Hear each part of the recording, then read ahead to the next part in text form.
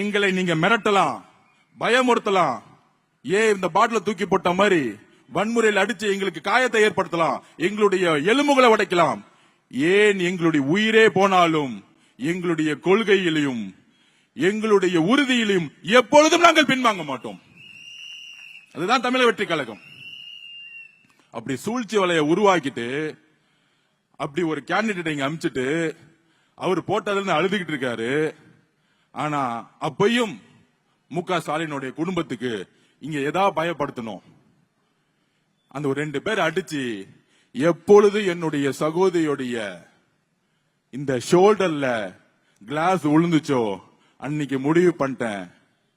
234 தொகுதியிலும் இந்த மு.க. ஸ்டாலின் சார் குடும்பம் தோக்குற வரைக்கும் எங்களுடைய பணி நாங்க தூங்க கூட மாட்டோங்கிறத நாங்க இங்க உறுதியா இருக்கிறோம்.